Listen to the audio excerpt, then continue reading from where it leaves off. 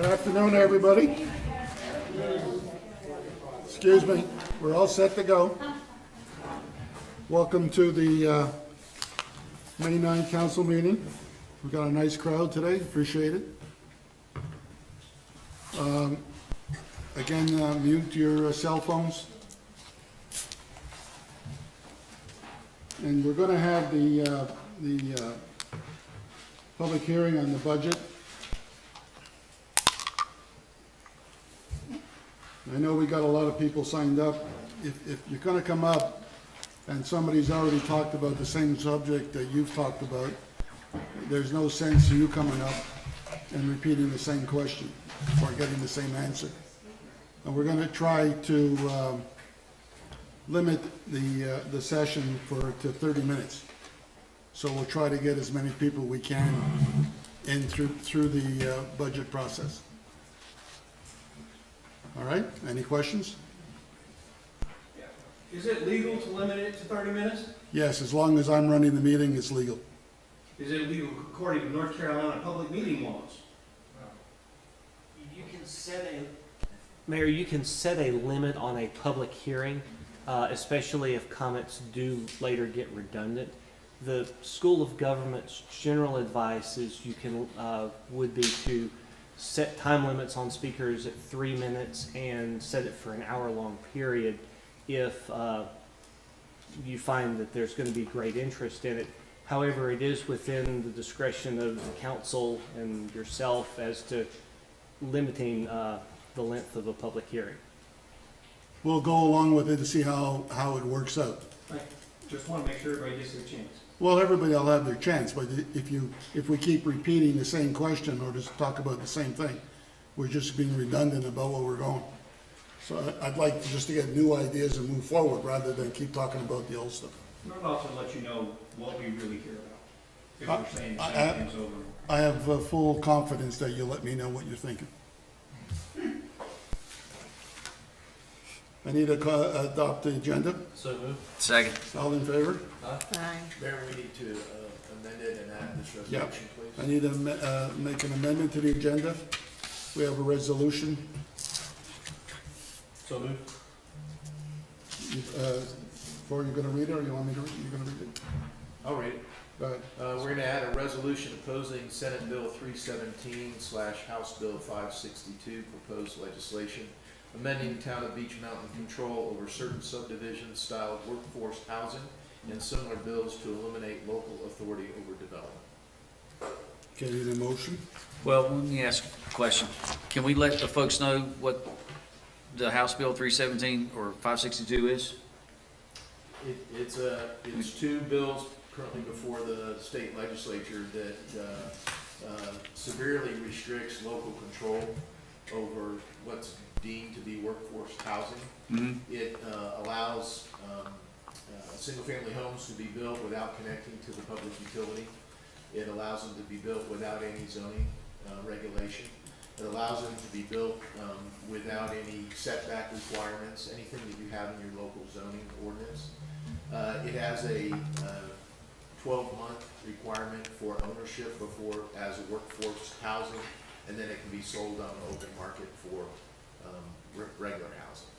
So this would be very detrimental to the town to have these properties permitted without connecting to our utilities or following our zoning ordinance. Thank you. Okay, need a motion? Make a motion. Second? All in favor? Aye. Aye. Motion passed. Mr. Cyclone? Thanks, sir. Good afternoon, everyone. Our scripture for today is from Psalms. Blessed is the nation whose God is the Lord.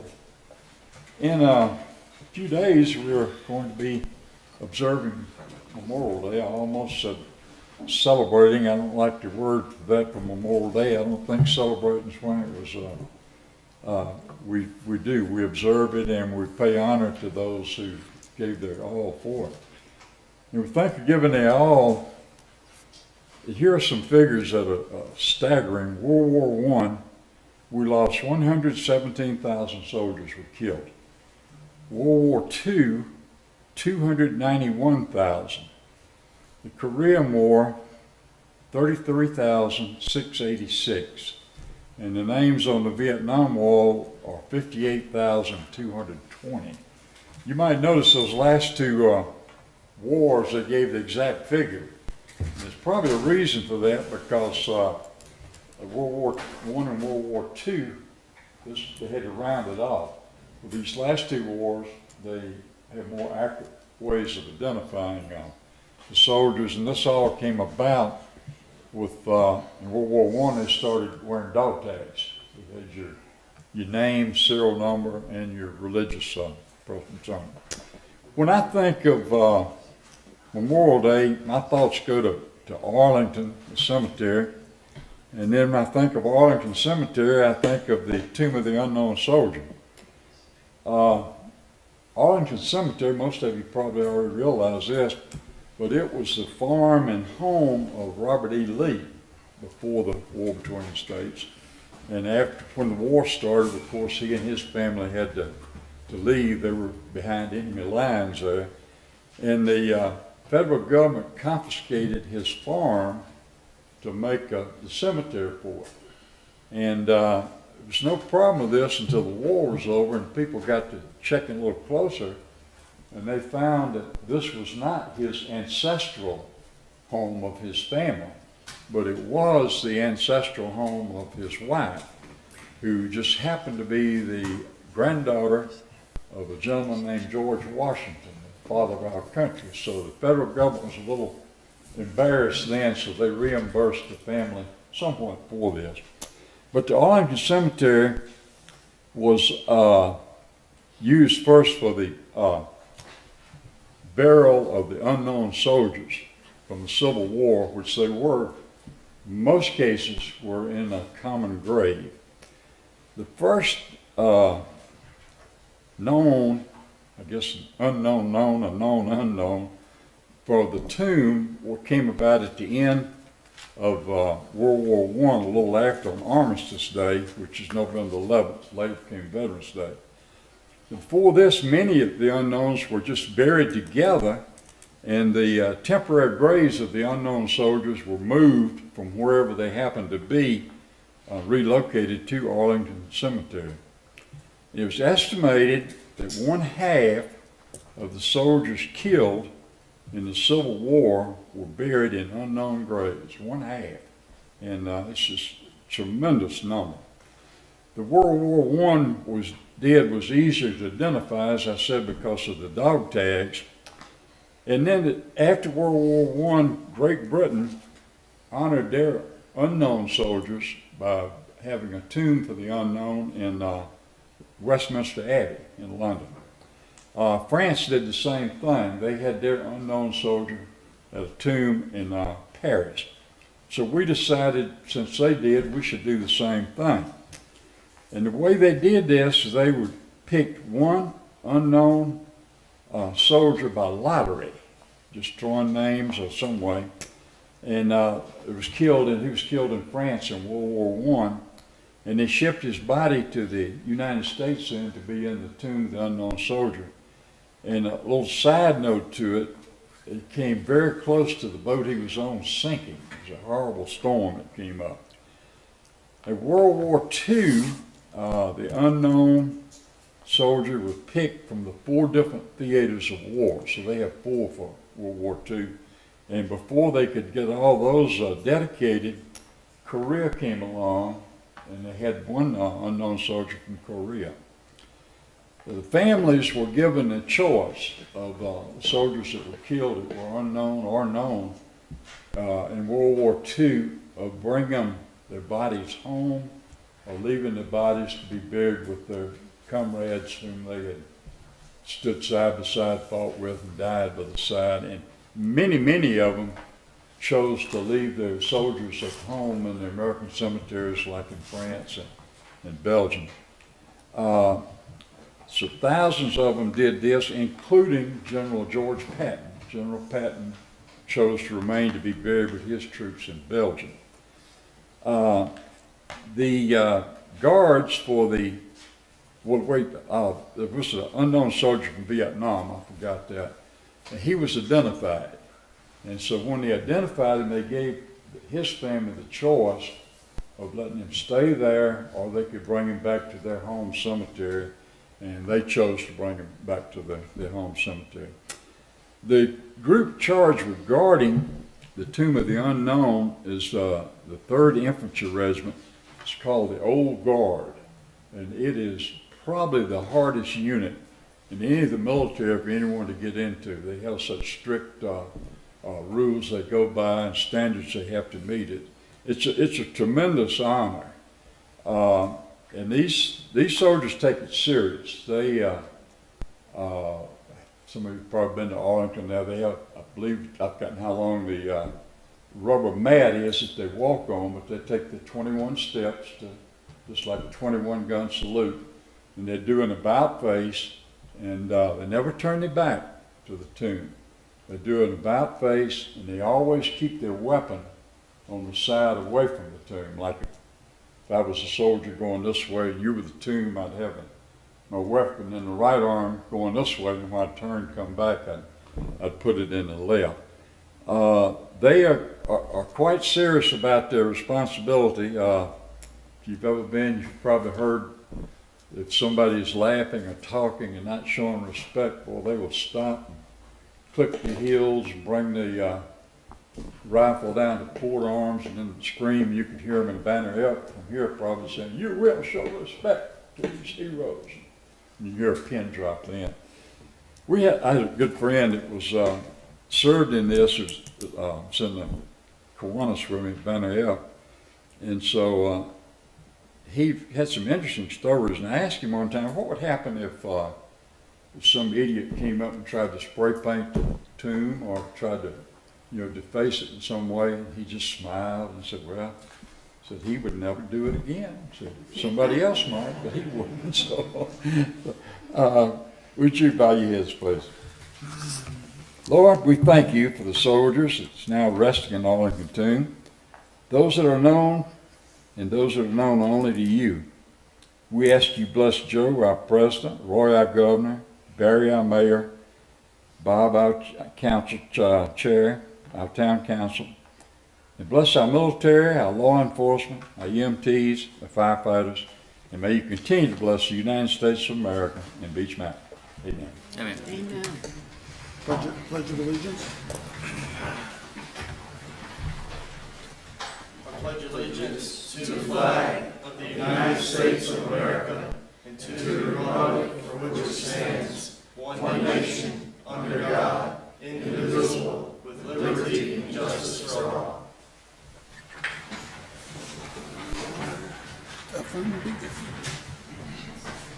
Okay, I need a motion to open the public hearing on the budget. Make a motion? Second? All in favor? Aye. Public hearing is now open on the budget. I have Tim Curtis. You want to speak on the budget? Please. Up here. Give your full name and address. And you're on the clock, as they say at Tim Curtis, the draft, you're on the clock. 1414 Beech Mountain Parkway. Thank you, Mr. Mayor, for allowing me to speak, council. I think we would all agree that any meaningful budget discussion must include the years well beyond the existing council's term.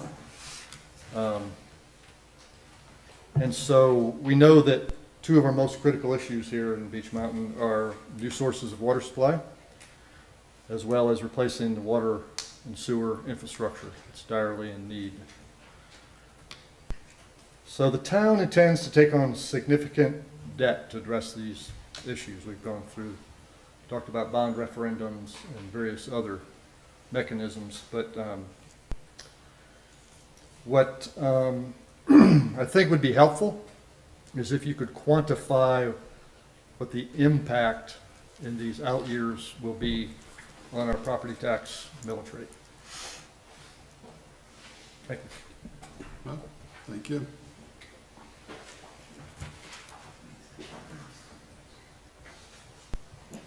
Rob?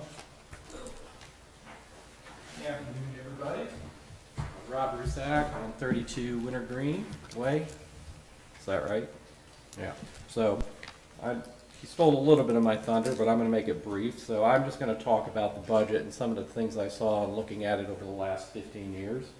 So thanks for letting me speak. I just wanted to highlight some things to illustrate my points. I put together some very professionally designed graphics that I spared no expense on.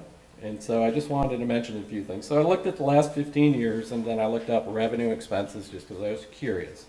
So from my last few meetings I've been at, I've noticed that you may want to call or tell the citizens that you're going to quote unquote cut the budget or have to cut the budget.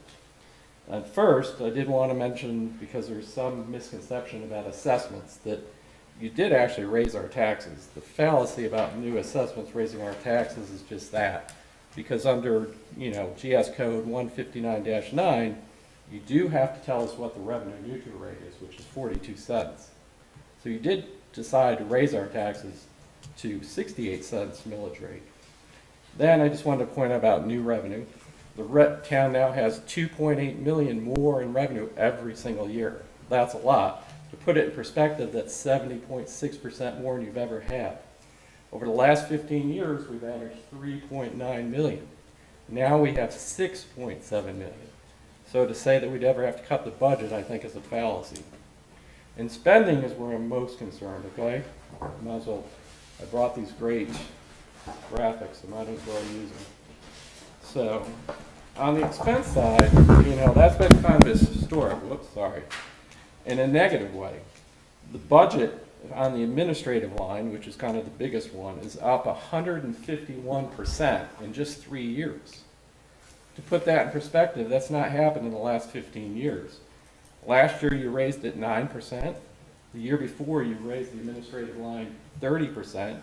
And then in 2021, for some reason, you raised it 77% in 1 year. I put my notes, are you nuts? No offense. So I know some spending's a necessity. So we've got infrastructure, costs, things of that nature. But the town, you need to decide, to differentiate between needs and wants. There are some things that are needs, some things are wants. The secondary water source is a definite need. We need it. Paving Tamarack, for instance, is a want. Some people may want it because they live there, but it's still a want. And then the level of spending is really never, ever been this high before. You've increased, trying to find my chart, but the tax increase in our spending. So you've got 2.7 million more in spending. So you shouldn't come to us when we have a budget meeting later this month or today and say we need to cut the budget. That's really all I wanted to say. The town has a lot of needs. You guys are doing a good job overall, but you've got to get your fiscal house in order. I know you two run businesses, would never run your businesses that way. So thank you. Thank you, appreciate it. And we hear about it. Sorry about that. Robert?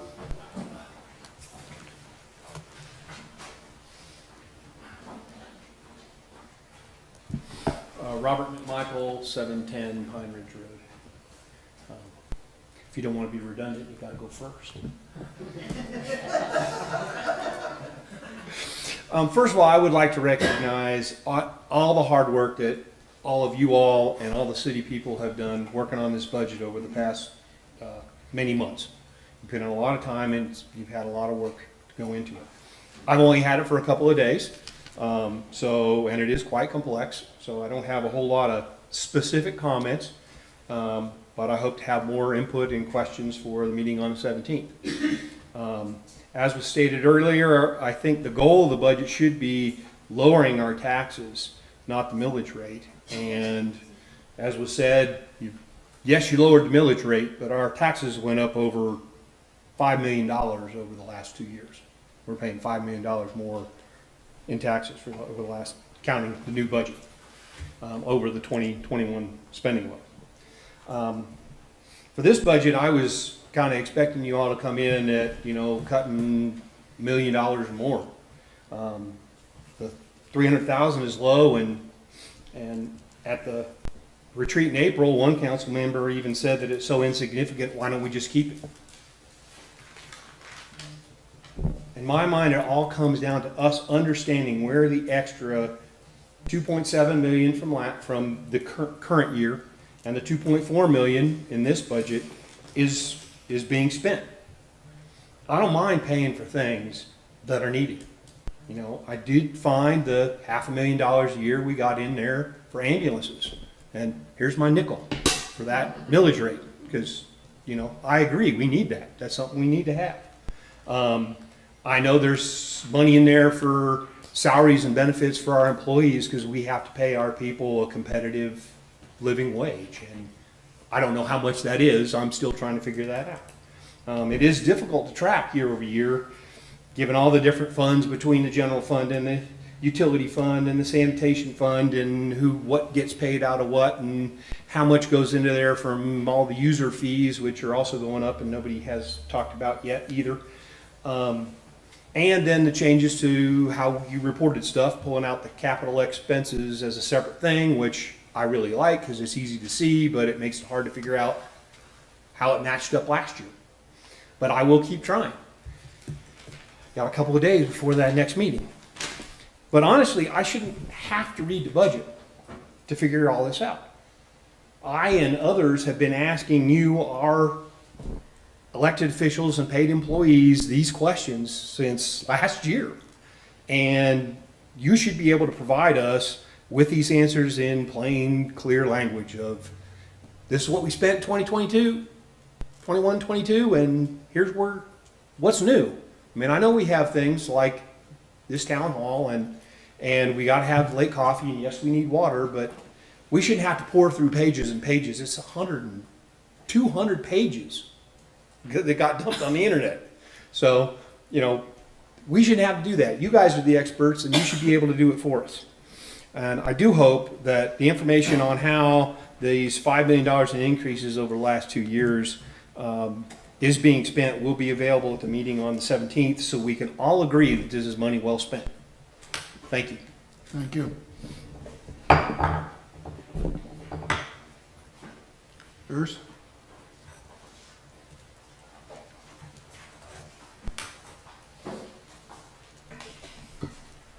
Urs Steiger, 124 Raven Road. My wife and I have been residents here now for almost 35 years. I'm going to be a little bit more specific than the prior speakers. I've been through this process a lot.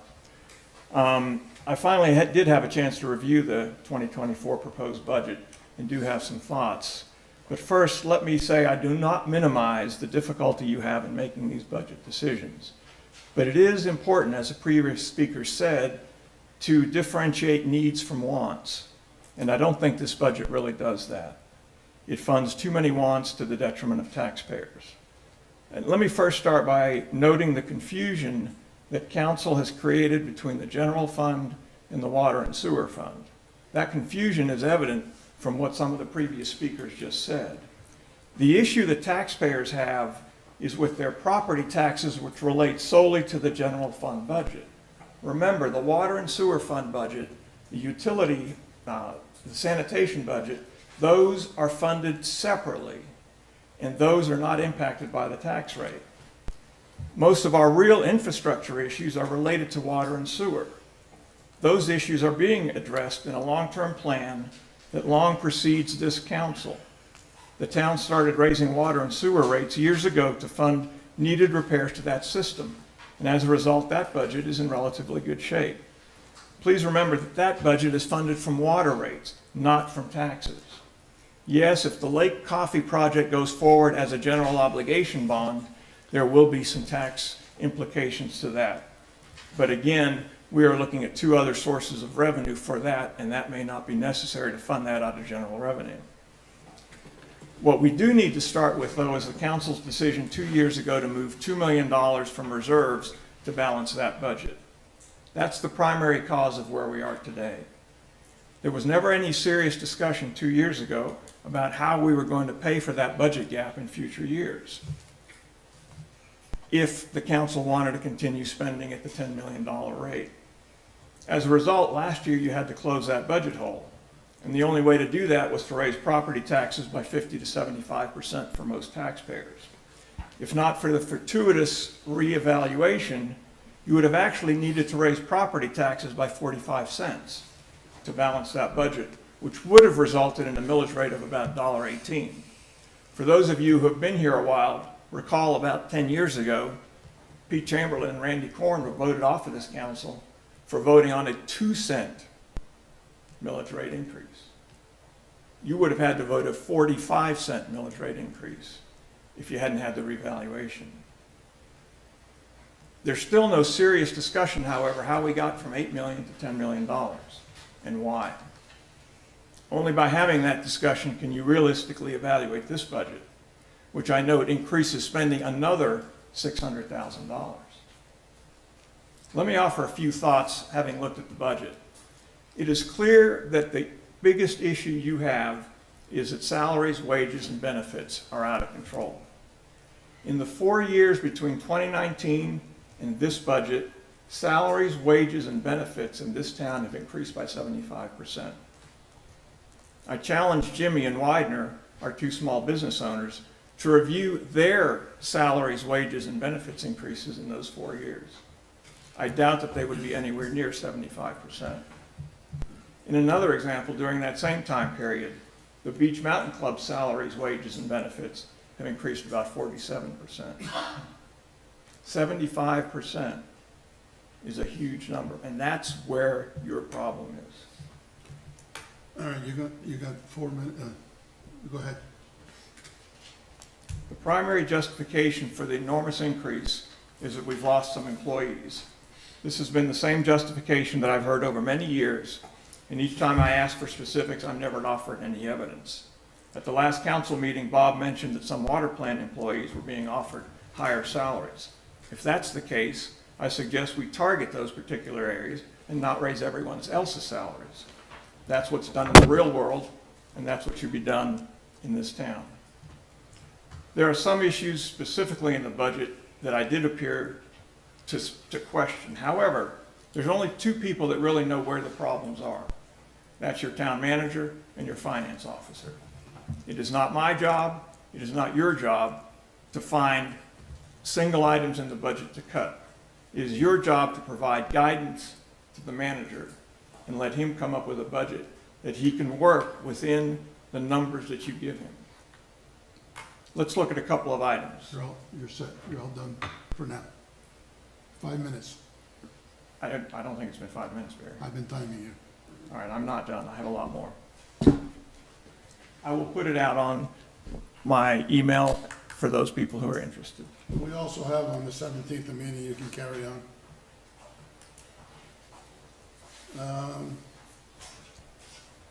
Nick Wilson, are you talking on taxes? What do you, I'll defer to the next speaker. okay. Anything, any more on the budget? I'll go. I'll switch mine. Go ahead.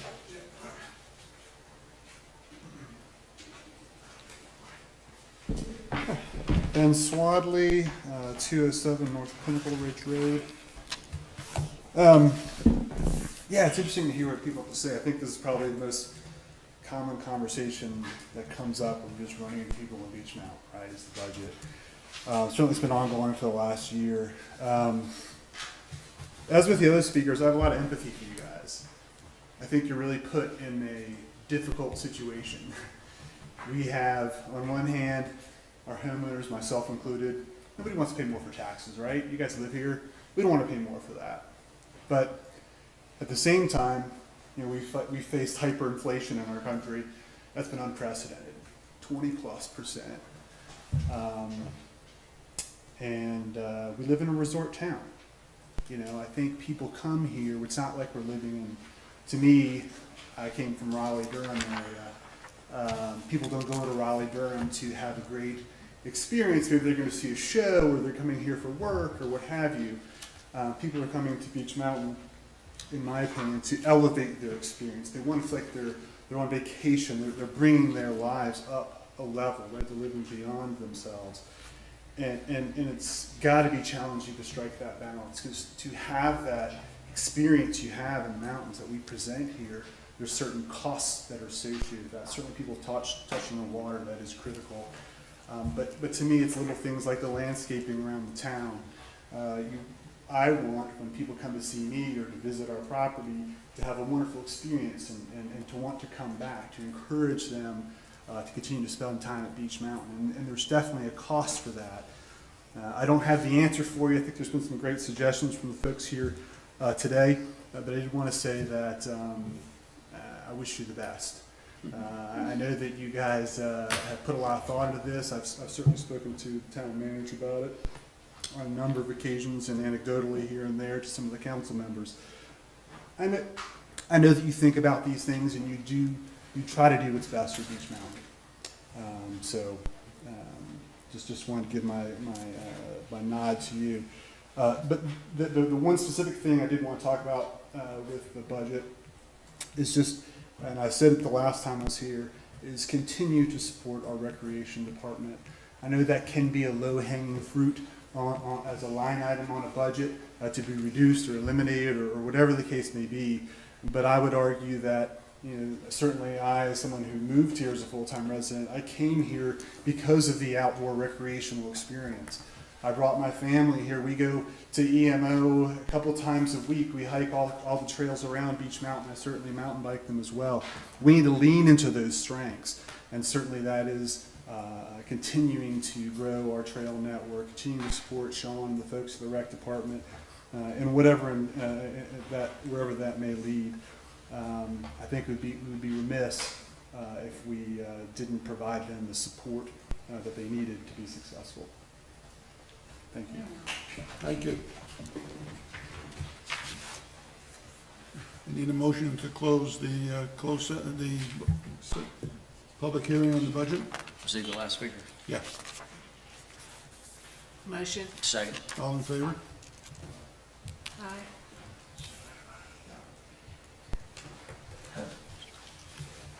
Sandy? I need a motion for the public, this is public comment.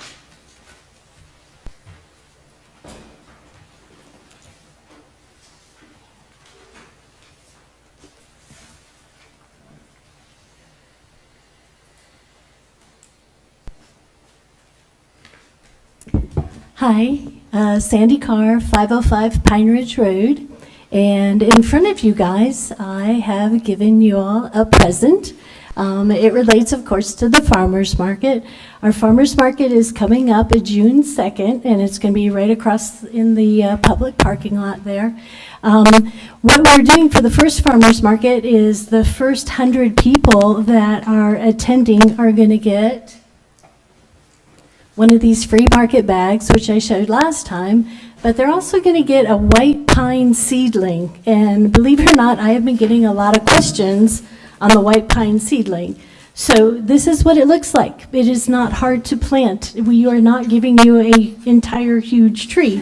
So we, believe it or not, from the North Carolina Forestry Department, ended up getting more than 100. So we've got a lot, and we hope that you guys can come out and not only get a bag, but also get a seedling, and there'll be instructions from Parks and Recreation on how to plant it and where to plant it. The last time we did one of these was for our birthday party, Jimmy will remember, and Sean McNay says those particular trees 3 years later are taller than he is. So they will grow quite well. So don't put them under any power lines, and watch where you're going to put them, not next to a house or anything. Additionally, what's going to happen is at the farmer's market, the town tent, not only are we giving out all this wonderful trees in bags, but we're also going to be giving out information about Buckeye. We're going to get with Sean Royal. They're going to have information about how to plant the trees, but also information about the memberships and all the cool things you can do, from renting facilities and the equipment that's available down there. So we're really excited about that. The council members have in front of them a little brochure. It was underneath the bag. And just to let you guys know, Beach Mountains Farmers Market is now going to be part of the High Country Farmers Market Network Trail, which is really, really cool. Last week, the Watauga Farmers Market, or some people call it the Boone's Farmers Market, they celebrated 50 years in their community. So for us to be able to jump in, there's going to be 9 of us farmers markets. For us to jump into this program, and it's a passport where people can go and stamp whether they attended a different farmers market or not, and they're giving out prizes too. So we're really collecting a lot of free publicity, free market, and to families, which is the group that we're really trying to help, and working with the farmers too. And I think that's pretty much all. I want to again thank you guys for all that you do for us. And if you happen to not want your tree, no worries, just leave it, and I will take care of it. I will plant it in a nice place for you. Okay? Thank you. Well done. Okay, I've got some extra trees, guys. Oh, and I forgot to thank the TDA for providing the money for the market bags, and Fred, and also Chief Putney for letting me work on the project. Sellers?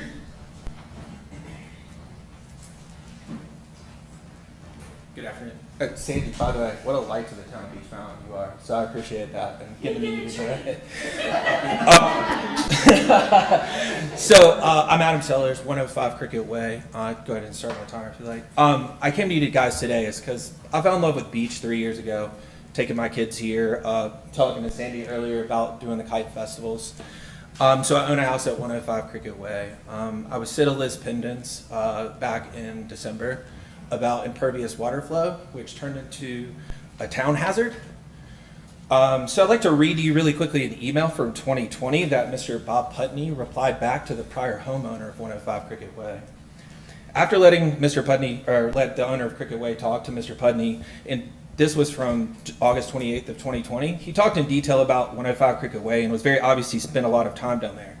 He said he wasn't familiar with the situation, but he asked Public Works about it, and they were very aware of it. Mr. Putney was appalled, a bit of a strong word, that the town basically ignored the problem and said his views that the town needed to be proactive at maintenance. He said it was the width of the road was shrinking and erosion was a problem. He suggested the following solution.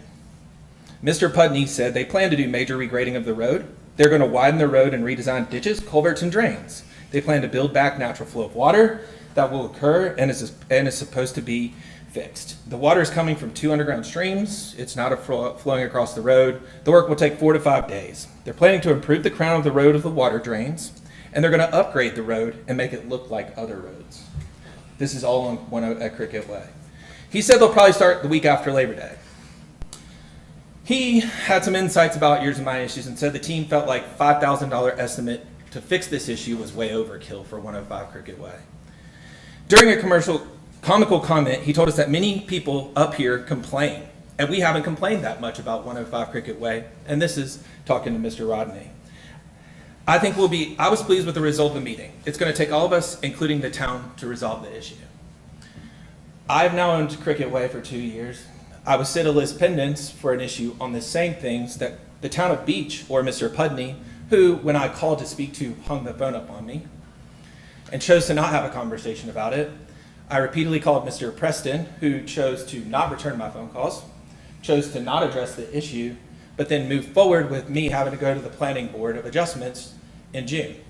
We had a Planning Board meeting last week that he chose to not allow me to be a part of and push it to June. I'm talking to you guys today because I have a deep concern with the treatment of the people of Town of Beach, and especially me in this scenario. I know that there are other people. I went back and watched multiple town meetings where other people have brought up similar roadway issues, similar drainage issues, and similar impervious water flow issues that the town chose to ignore.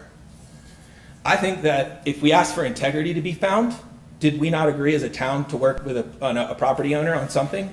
And was that not done? And is that how the town of Beach would want Mr. Putney to react with his integrity? And I challenge Mr. Pudney because of him hanging up the phone and choosing not to have a conversation with the property owner, not delivering a report of why, and also not willing to work with us to help make and continue to do something that's right for 105 Cricket Way. I'm really saddened to be up here to even have to have this conversation today over something that could be worked together and finished and completed simply. I'm not understanding why Mr. Pudney continues to bring water and impervious water flow issues to the town and then also forcing it to go to higher places like Supreme Courts.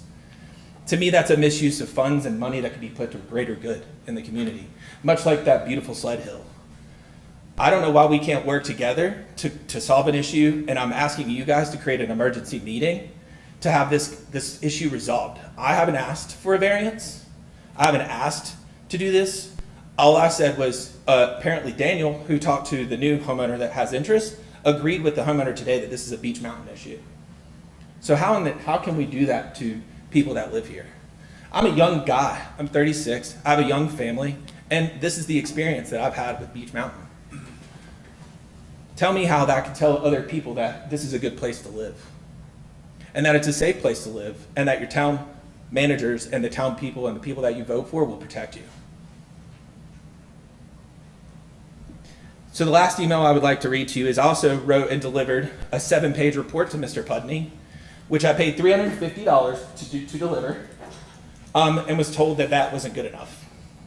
No reply of why it wasn't good enough, no reply of how it wasn't good enough, and no reply of what the reason when I wrote my appeal was that they weren't accepting my appeal. Guys, I followed the rules. I listened to the things. What I'm telling you right now is what was written here hasn't been done on Beech Mountain. It hasn't been done on Cricket Way. Per NCDOT standards. Thank you. Thank you.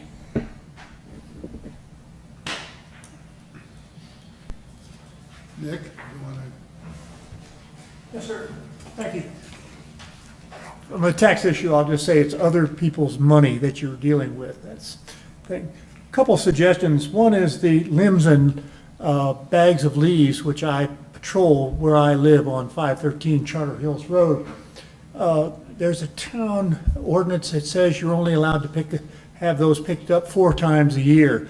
And yet, when I travel my roads, about 5 roads over there, there's only really one person who does that more than once, and that's me. And most houses, 95%, do not put a bag of leaves or limbs out in front of their yards. And I would like to say that we allow people to do more than 4 times a year.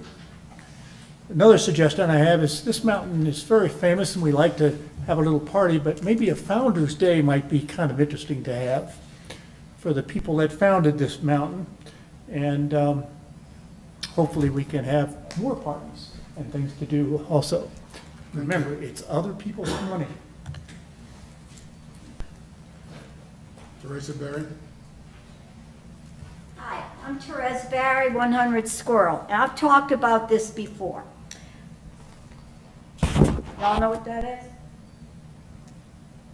It's a sky lantern. On April 13th, I looked out of my deck, and here comes a blazing sky lantern. They are illegal. This is the 3rd time I've had one come by my house. I found a burned one in my yard. I should have saved it and brought it to a council meeting, but at the time I was just annoyed and threw it away. They are illegal. I talked last time about this and had some stats for you, but look them up yourself. They have caused multiple fires. They've caused wildfires. They've caused damage to homes when they land on the roofs. They're illegal. Now, probably none of you all are lighting sky lanterns, I hope.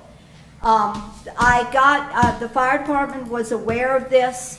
They tried to find where it had been launched. They were unable to do so. They tried to find the dead sky lantern. They were unable to do so. Fortunately, it rained the next day, so there was no fire. My question is, or suggestion is, are there rules and regulations for short-term rentals? And if so, can it be written into the rules that there is absolutely no lighting of sky lanterns, which are illegal anyway, but apparently whoever lights them doesn't care? Because all these things everybody's talking about, What if a sky lantern lands on a big pile of leaves? All these things everybody's talking about might be gone, right?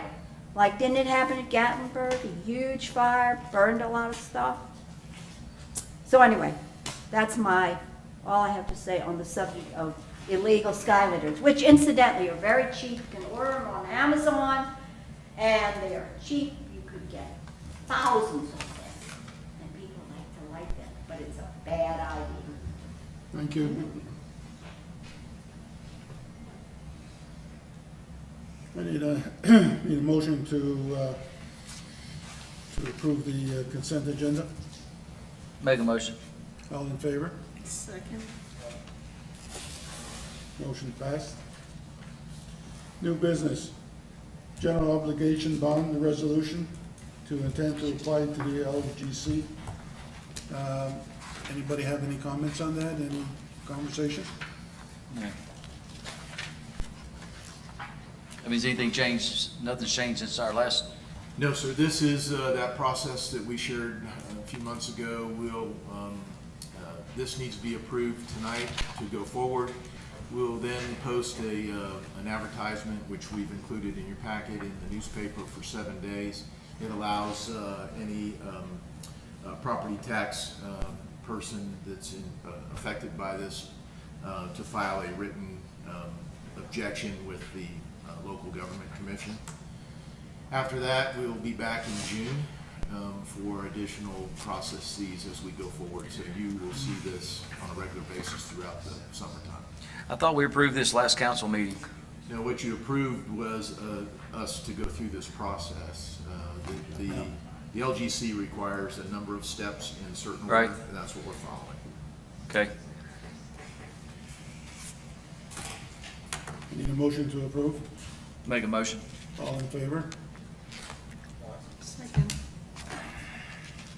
Motion passed. May 15th through the 21st is proclamation for the National Police Week. And of course, we certainly do want to honor our police force. They do a great job up here. And the town of Beech Mountain hereby proclaims May 15th through the 21st National Police Week. Beech Mountain, North Carolina commends and observes that all citizens honor those police officers who, through courageous deeds, have sacrificed and lost their lives, who become disabled to perform the duty. I think it's a very important week that you see a police officer, tell them thank you. Would be greatly appreciated. Mayor, if I could just add to that, as you know, we had April was Blue Light Month to honor Logan Fox and Chris Ward.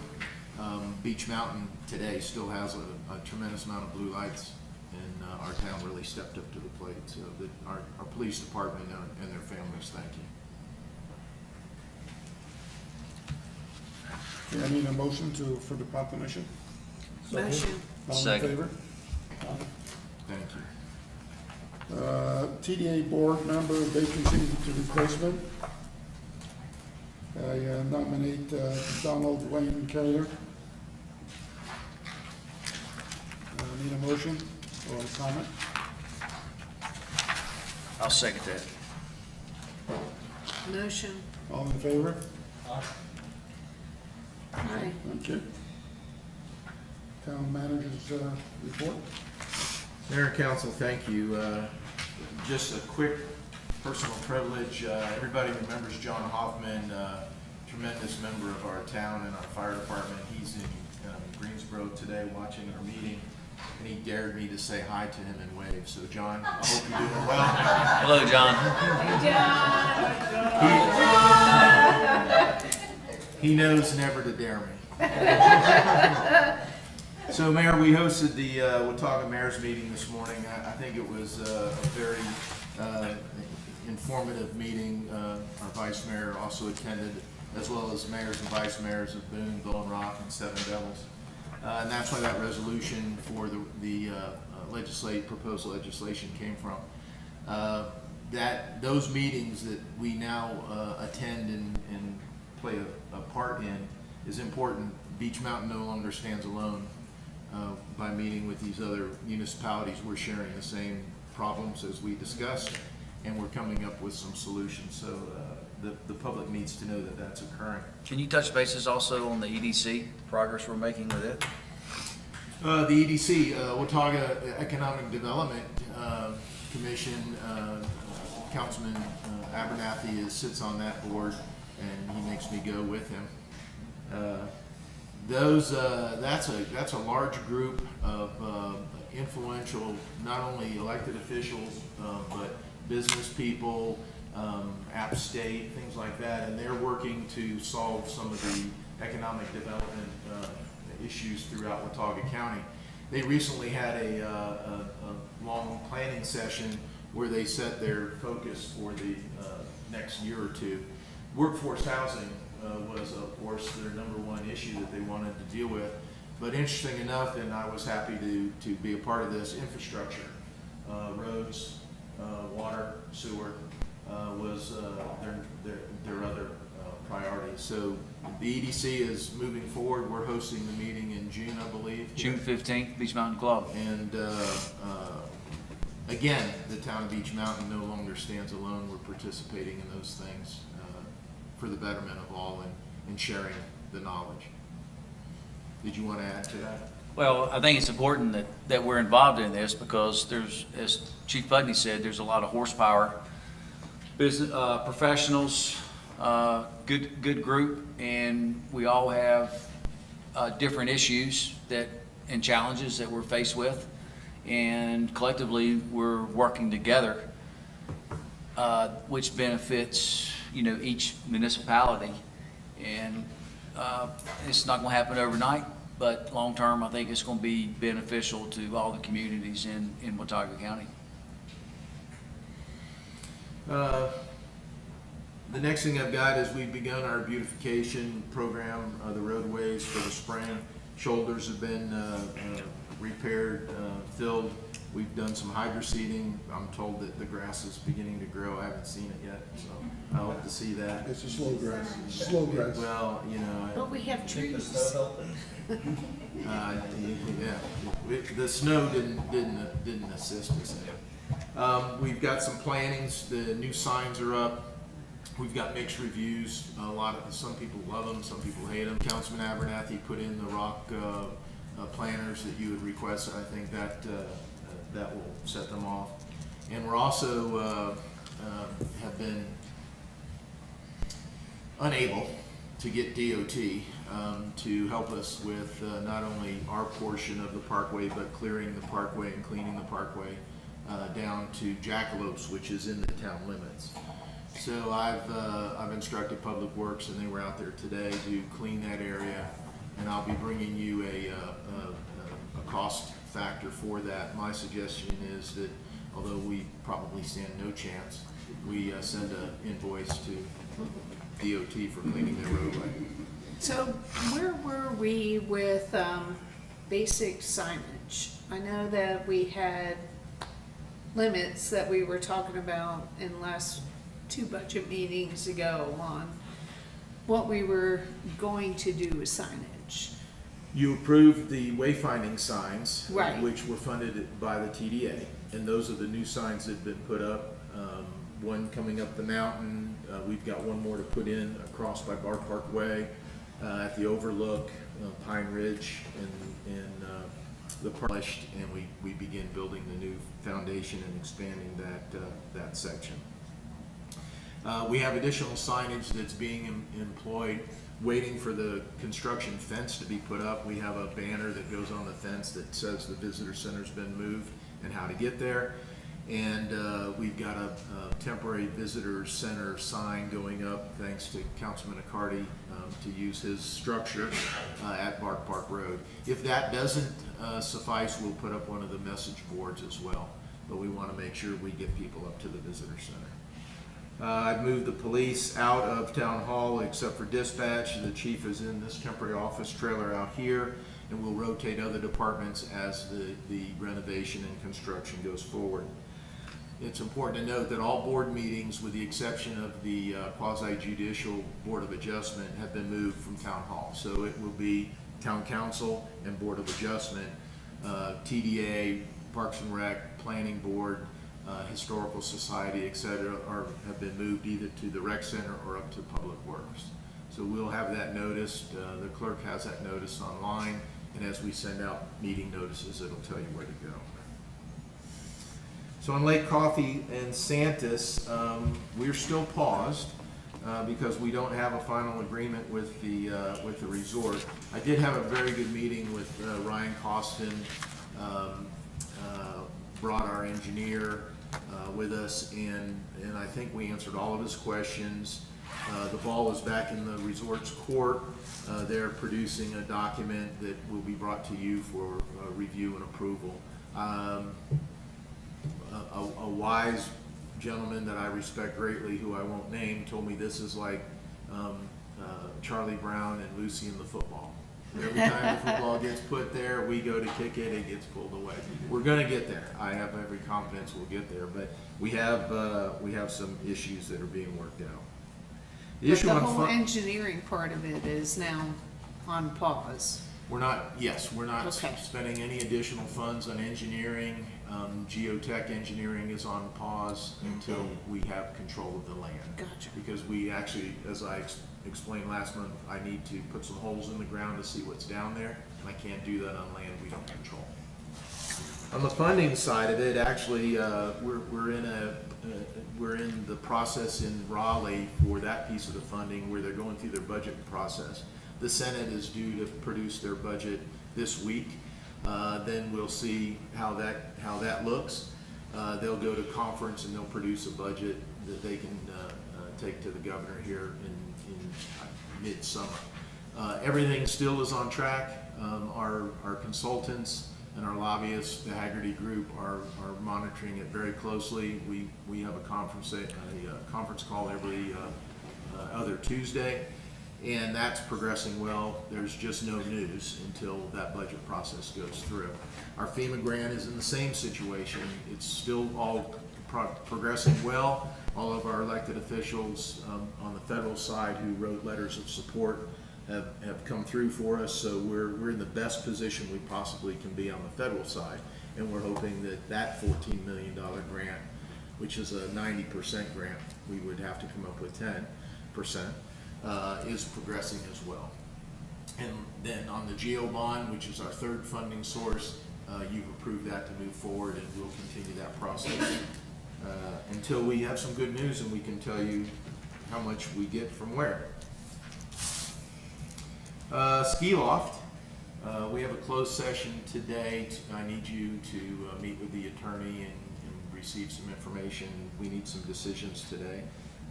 We got about 93% of the homeowners have agreed and signed the construction easement for the project, and we'll discuss that more in closed session. So, just so the public knows, what's your basic, just give me a basic outline of what's going on with Ski Loft. Just to put it, The project? yes. So, Well, the intent is to replace all of the utilities, including water, sewer, electric, telephone, and internet cable, all at one time, and then replace and rebuild the road over a 180-day period, beginning April 1st of 2024.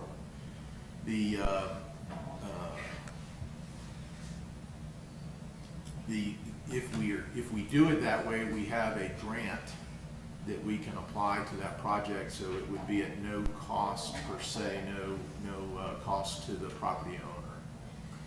That's why we asked for a temporary construction easement, and the decision, you'll have to make some decisions here in closed session after speaking with the attorney. If that doesn't go forward, then the decision will be made, how do we do the project? We have to replace the water and sewer. It won't be done as a single project. It won't be done over a 180-day period. It will probably take 2 years, as our other infrastructure projects do. And then there would be possibly substantial costs to the property owners. One, that have encroachments in the right-of-way, and two, depending on how you wish to fund that. We wouldn't be able to use the grant funding for that project at that time. Is there a time frame on that $4 million grant?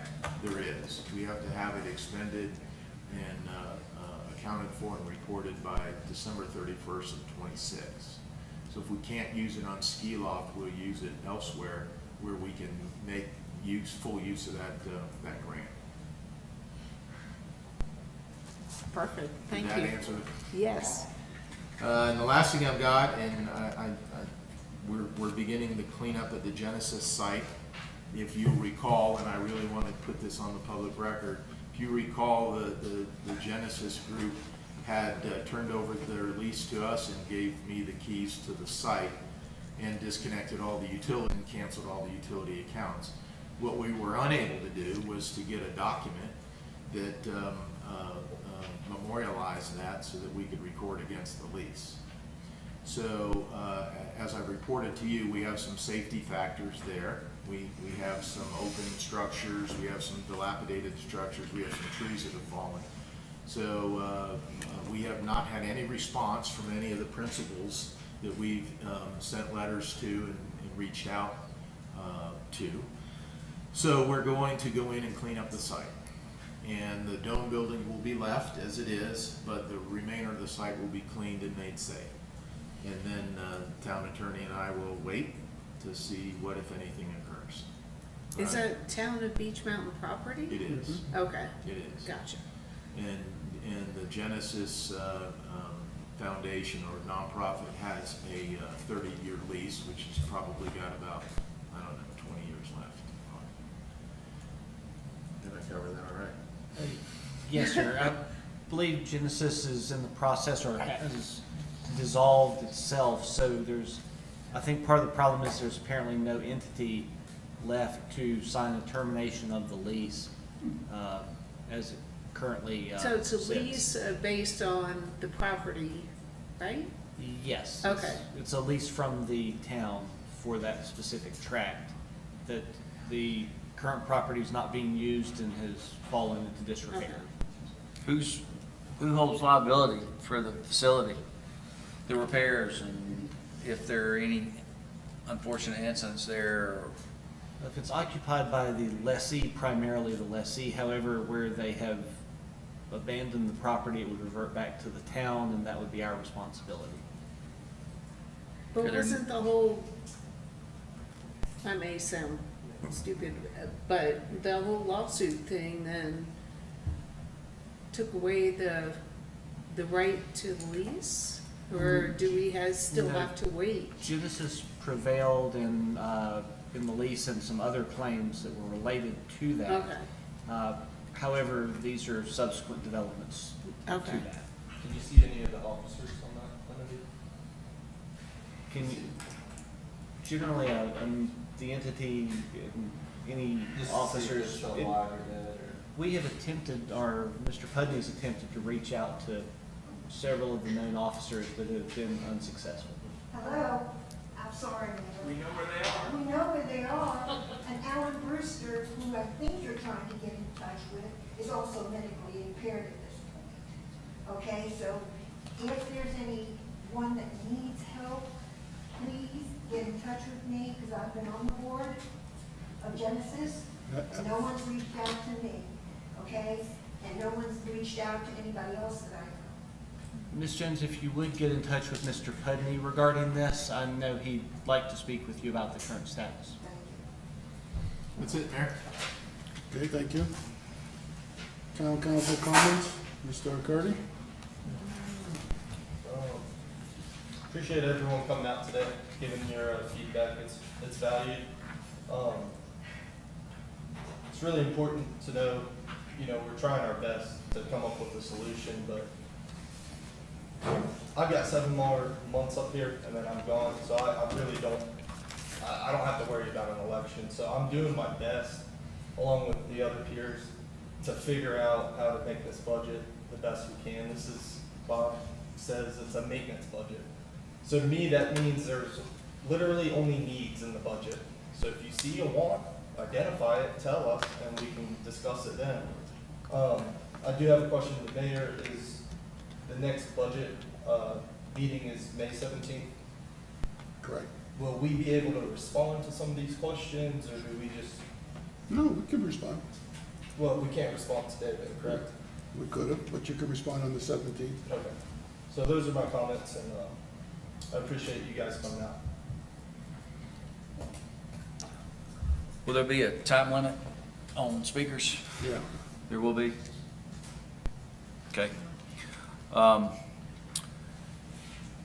Something I think the council needs to take into consideration that we discussed during our budget retreat, and we've kind of kicked the can down the road with the Public Works facility, depending on how much money is that we bring in between now and maybe July. We need to consider fixing up the old Public Works facility. So we know that our current facility, we've had some issues with it, and we have a lot of assets that are in our old facility, and we need to look hard at repairing this before it's going to cost even more dollars down the road. Chief, thank you for the new signs and the rock walls. It looks nice. Beach Mountain Parkway looks nice. I noticed today the work that the town did down by Jackalopes and cleaning it up. It's unfortunate that the town has to spend, our tax dollars on this. I will say that when you come into Beach Mountain, you don't know where you are actually entering Beach Mountain.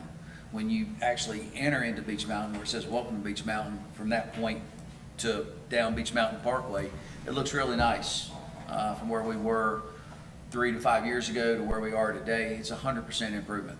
But I think that, we've got to, even though if it's an additional cost, we need to keep it at a minimal cost, but a little facelift down there would go a long way. In terms of some comments that were made about Tamarack being a not paving it and being a want rather than a need, I think the progress that this council has made in our infrastructure and our roads and everything we've done, I think it has been more needs than wants. And if we decide not to pave Tamarack, I think it will be a disservice to the folks that live on Tamarack, and that is a need rather than a want. And 2 years from now or a year from now, we're going to hear from the general public, why aren't we spending money on our infrastructure? And I think we need to maintain this pace. I hear, and I used to say it a lot myself, about Beach Mountain being a resort town. I think that we've outgrown that cliche of being a resort town. I think we are a legit town. We have a police department, we have a fire department, we have EMS service, which has been life-saving. It is $500,000, but you can't put value on people's lives. So, and I want to continue to see us investing in not a resort town, but a town as a whole. In terms of, and I appreciate Ursa's comments, I look forward to some insight that he may provide since he didn't get to finish speaking. But in terms of what he said about us maybe not understanding that we need to focus on the wages and the salaries, which I guess that's the same thing, COLA. I am a small business owner. A year and a half ago, or pre-COVID, we had 57 employees. Today we're down to 35, and we need another 20. I can't hire them. It's not a labor shortage, it's a laziness shortage.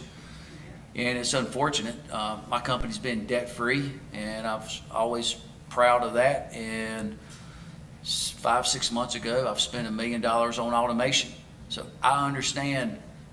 When I ran, I'm going to backpedal a little bit. When I ran for council, I think I was a little naive because I wanted the town salaries and the benefits, the health benefits and the wages, everything to be more like a corporation. And I think it's gotten better. And I think what we did with the COLA has enhanced our program, but my wages at my company are up 72%. So I know what I'm doing, and I understand if we are paying $13 an hour at Beach Mountain, we have to go up to $16 or $18.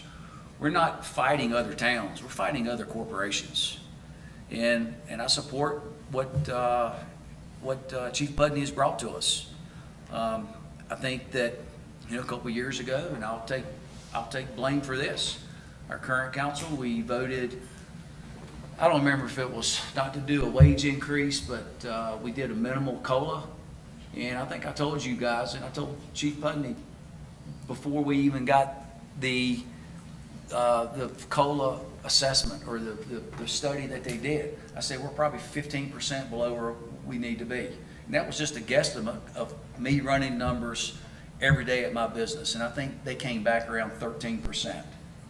And so I was a couple of percent off, but I was closer rather than being further away. The employees of Beach Mountain are the backbone of our community, along with our administration, our police department, our council, and I think we do a pretty decent job. And if there's anything that we can do to cut services, then we need to hear from you folks. I don't know what services we can cut. We can get rid of the rec department, and I don't think that's a wise idea. We can get rid of the police department, and I think that's a horrible idea. And we can stop the infrastructure projects that we're doing, and I think that's going to be not long term, but short term. That's going to be reckless with the progress that we've made, and we need to continue moving forward. So, saying that, I'm going to drop the mic and give it to Kelly. Did it? No, I'm just kidding. I believe in the budget. I mean, so far from what I've been reading through, I feel comfortable approving this budget. I'm with Widener. I was like, you can't cut the rec center because that's what brings people up here. So your whole big point of the town of Beach Mountain is involved in being outdoors. And that's my big thing. The whole paving part of it, I agree with that too, because I call Tamarack Slamarack, but yeah, so I drive that, and I kind of understand why. Employee-wise, give me a reason for an employee to drive 2.5 miles up Beach Mountain. You tell me. The views. Well, there you go. And then the whole resolution on workforce housing is showing you, where we are. So I agree with Chief. I agree with the maintenance part of it. And again, I'm with Widener. Just show me something that we can go ahead and pull out to make this town, again, I'm not saying livable, but yeah. So, yeah, I had my big reasons why, and sticking to my guns on it. So, back to Mayor. Well, he picked up the mic again. Oh. I just wanted, unfortunately, Ryan Costin, who is general manager of the Beach Mountain Resort, had a conflict today. It'd been nice for him to let everyone know the progress that they are making with the resort, the amenities that they continue to offer Beach Mountain. Our ski patrol director is here, but he's not allowed to speak, Michael Stanford, who has been very dedicated to the vision that Ryan has. But this summer, and I don't think it's been, well, it was made public today. The summer concert series that the Beach Mountain Resort's done has been good, but the resort has really stepped it up financially with some big bands. Sheryl Crow's coming July the 28th, and that's going to be a big deal. That's going to bring a lot of people to Beach Mountain, and I just want to recognize, since Ryan couldn't be here today, I want to recognize Ryan, his family, and his employees, our ski patrol director, for their dedication of being part of building Beech Mountain. Did you drop the mic, Jim? He's dropping the mic. Okay. Just some of the comments that were made. It's really unrealistically to say that you're gonna hire one employee at $20 an hour, and the next employee next to you is gonna be at $13 an hour or $15 an hour. How long do you think that is gonna last? That's unrealistic. In today's world, we just lost an 18-year-old, been here 18-year employee at a water plant. 18 years, because he got a better job somewhere else. Same salary, but guess what the benefits are? Lifetime for his insurance for him and his family. That's what we're competing against. And you want to hire an employee and say, well, I'll pay you $20 an hour because you're new, but I got a guy that's here 18 years and I don't want to give you the same salary. It's unrealistic. That's not a realistic way in today's world. I also heard comments about our police cars. A few years ago, we allow our policemen to take their cars home at night. It's a great recruiting tool to get police officers. You don't know how many police officers we got from other towns because we give them cars. Is that something so right now we got a full staff. We take away police cars and then we cut our staff in half. What kind of coverage you think your town's gonna have? I mean, it's easy to pick here and pick there, but when you're trying to run a town and be realistic about everything, it's unrealistic. We talk about, I mean, I've heard about employees' benefits for the last 12 years. Right now, our employees are paying 50% of their family care. We pay for them, but for their family. We sat down with them 3 years ago and said, this is the plan. And they agreed that every year their insurance for the family would go up. It's now at 50%. They've done their share. It's time for the town to do our share. We've got great employees. When we got to call them up at 4 o'clock in the morning because the roads need to be plowed and come up the Beech Mountain, they do it. And when you leave your house in the morning, your roads are clear. I mean, I don't hear anybody calling Bob and said, boy, am I glad my road is clear. But if they weren't here to do it, I guarantee you the phone would be off the hook. My road isn't clear. Well, guess what? Yes, we have a big budget, but we also have a town that we got to take care of. Yes, we can sit here and we're going to, I can't wait to see the email tomorrow, but we're going to sit here with pick and all the different things that we shouldn't have, but how about picking the things that we do have? Think about all the great things we have coming up in this town. And that's the positive thing that you should be taking from what we're doing. Every town has a problem with budgets. I mean, like Bob said, we had a meeting with all these different mayors. They're in the same thing, same situation. Just as a side note, Lawyer Rock they're having a meeting tonight. They're going to put all their utilities underground. It's a $6.9 million repair budget that they're going to have to spend. They have a meeting tonight and they're not sure which way it's going to go. And one of the council members that was here today, he says, I can figure a lot of things what I can do with that $6.9 million. But yet, it has a very good chance of passing. Right now, it's a 2-2 vote, 2 for, 2 against, and one council member is still hanging out there. But it has a good chance of passing. Now you want to see what your tax rate's going to look like at 6.9? Believe me, we're in great shape. But we don't know what the future can bring, so yes, is our reserves high?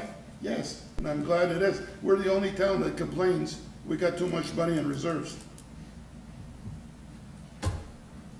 I don't know, the accountant I go to, he keeps telling me put money in reserves, I don't know what to tell you. But, please, enjoy the town we have, and we're doing the best we can. I need a motion to adjourn. We need to go to closed session. Sorry, I need a motion to close session. Motion. Second. All in favor? Aye.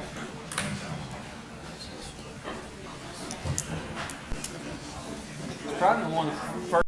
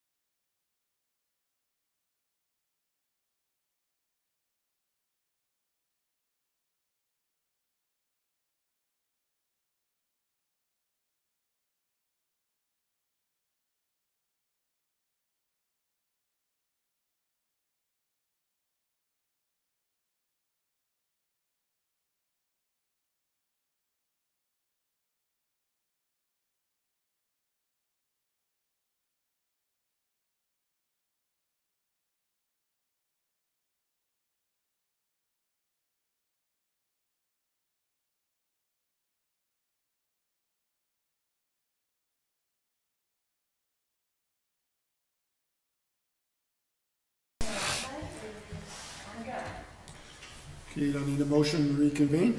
So moved. Second? All in favor? We need I need a motion Yeah, motion to proceed with. proceed that with ski lawn. staff with the ski lot project. Make a motion. All in favor? Second. I need a motion to adjourn. Make a motion. All in favor? That was So- easy.